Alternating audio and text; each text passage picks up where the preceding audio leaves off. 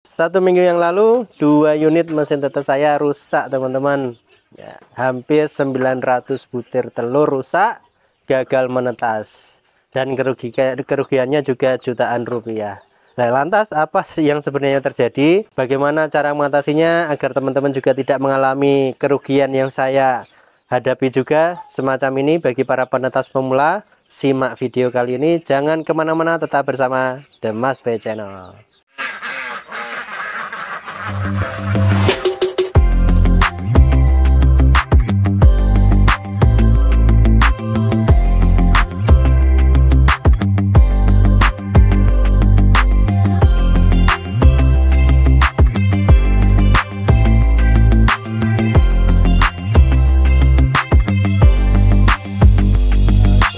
Menemukan resep-resepnya atau pola-pola budidaya di sana. Assalamualaikum warahmatullahi wabarakatuh. Jumpa lagi bersama The Mas Bay Channel. Teman-teman semua yang sudah subscribe, sudah ikuti akun ini ya, channel YouTube ini dari awal hingga saat ini, saya ucapkan terima kasih banyak. Semoga usahanya tambah lancar, tambah berkah, dan tambah berlimpah. Oke teman-teman, video kali ini saya akan berbagi kisah yang menyedihkan ya, pengalaman pahit ketika kita usaha penetasan bebek pedaging ya. Ini kemarin 1 minggu yang lalu ada kabar duka sekitar tanggal berapa kemarin ya, pokoknya 1 minggu yang lalu lah, ada 2 unit mesin saya yang rusak. Jadi 1 minggu yang lalu itu hampir bebarengan ya, ada 2 unit mesin saya yang rusak, yang kapasitas sekitar 500 butir rusak ya. Kalau tidak salah itu hari Senin dan juga hari Kamis gitu ya. Ya, yang satu itu masih umur 3 hari di mesin tetas, sedangkan yang satunya itu kurang 1 minggu lagi menetas.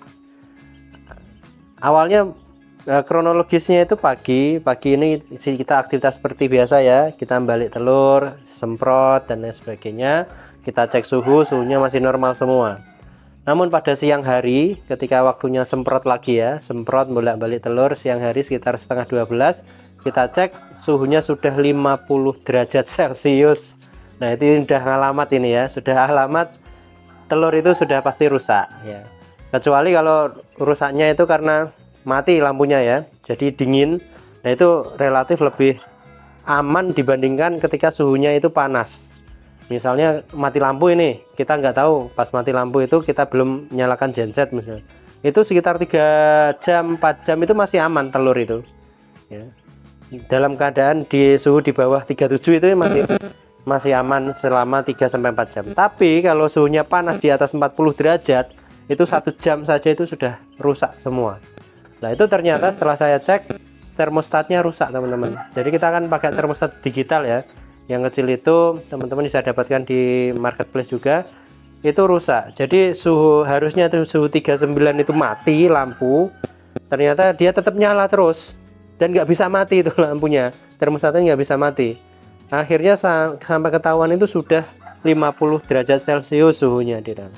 Itu otomatis wes angkat tangan, sudah dibuang saja ya.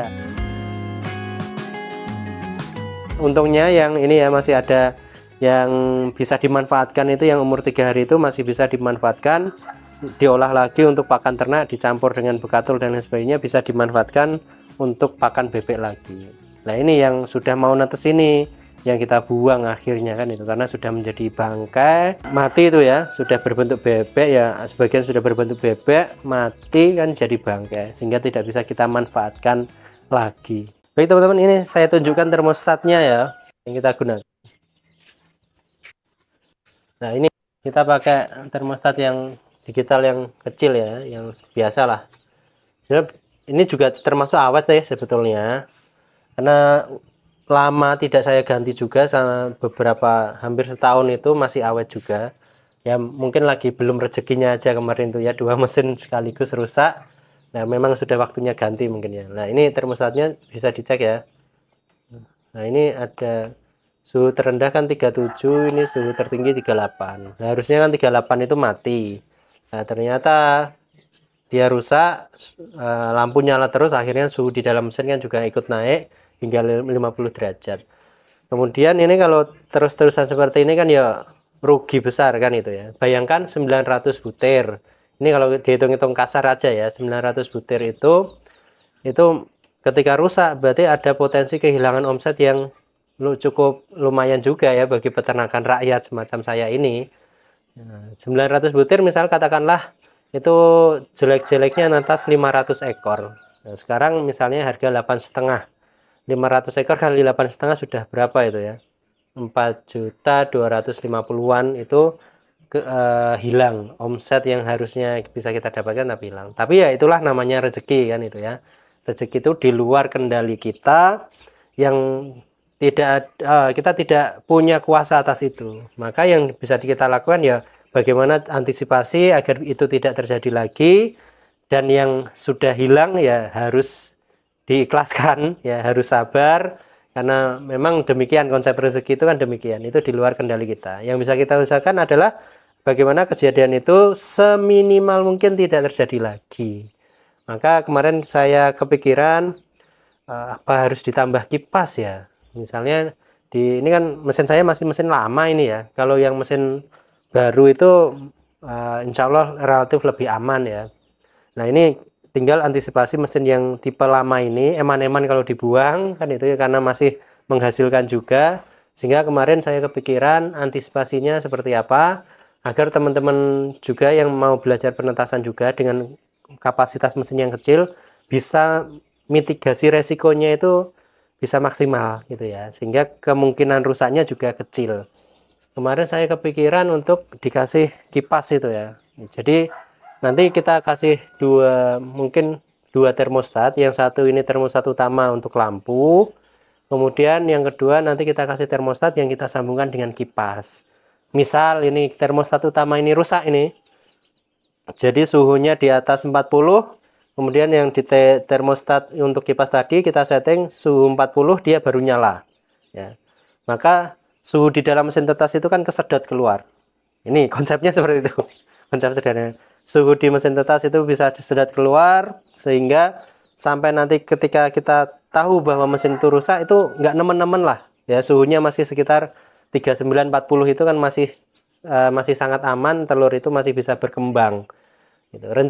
Rencananya seperti itu, sehingga bagi teman-teman ini saya berbagi tips juga, berbagi informasi agar teman-teman juga saya doakan tidak sampai mendapatkan kerugian yang semacam ini kan itu ya, sehingga ini bisa bermanfaat juga untuk antisipasi apabila termostat yang kita gunakan itu rusak, karena kerugiannya juga cukup sangat dirasa gitu ya, sangat terasa sekali dampaknya.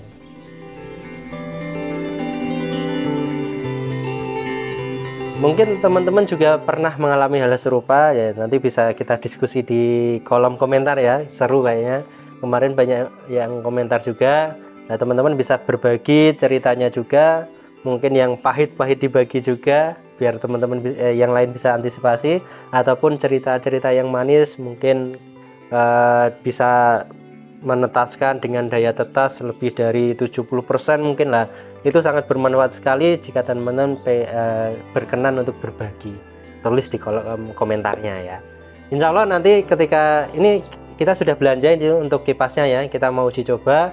Ketika mesin itu rusak, nanti kita pasang kipas, dan bagaimana kalau sudah jadi, nanti kita akan buatkan videonya untuk teman-teman semua. Semoga nanti bisa bermanfaat sehingga mengurangi resiko dari kerusakan mesin tetas, sehingga tidak menimbulkan kerugian jutaan rupiah.